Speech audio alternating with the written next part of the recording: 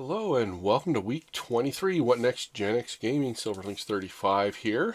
Got another round of games we're going to review. One a little disappointing, one not too bad this week.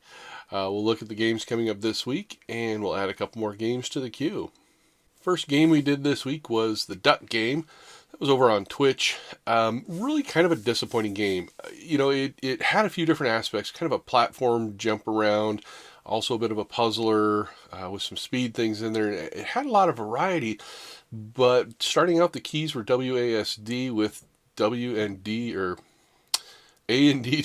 I had to look at the keyboard. A and D doing left and right, with W for jump. C was to pick up things and V was to use them. So I kept picking things up and throwing them.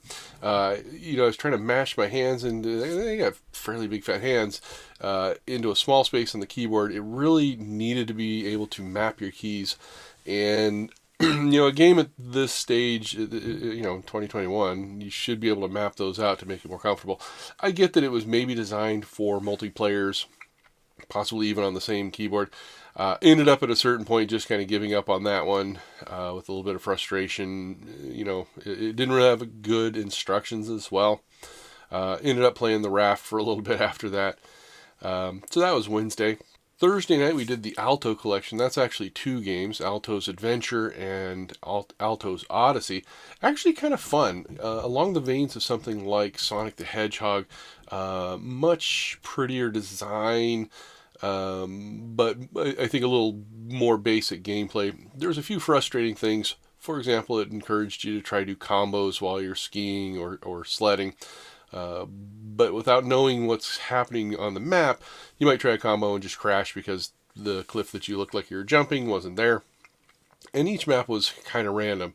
Seemed to be able to build on itself a little bit. You could spend your points on various aspects of the game. Overall, I kind of enjoyed it. It's one that I think I'll kind of keep around and revisit a little bit just to see if there's more depth to it. Did seem to unlock a few things further down. I'm going to call it a 3, maybe a 2.5 to a 3. It's not one that I'm like really likely to come back to, but definitely one that I thought was interesting and I would recommend.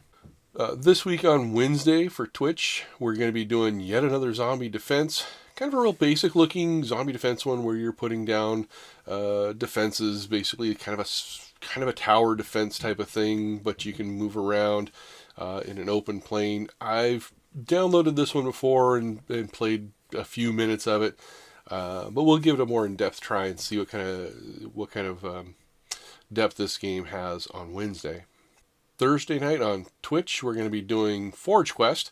This isn't a bad one. I tried it a little bit before, probably got an hour or so into it. It's kind of a solo dungeon questing type of thing. I don't really remember a lot of the details in it, but it feels like you could, get materials and do some crafting and stuff like that. I remember thinking it was a pretty decent one. Again, we'll go into it with some depth and kind of see where this one takes us. Added to the queue for a Wednesday Twitch session is Innerspace.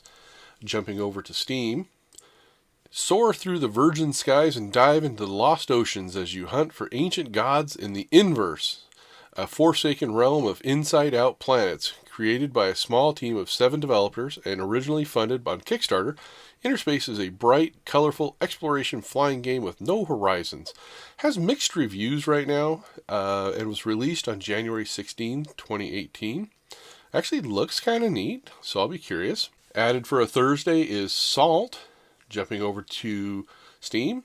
Salt is an open-world exploration game where you sail from island to island looking for loot and new discoveries.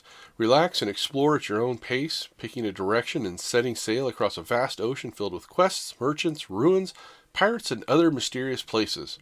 This was released on February 6, 2018. Has very positive reviews.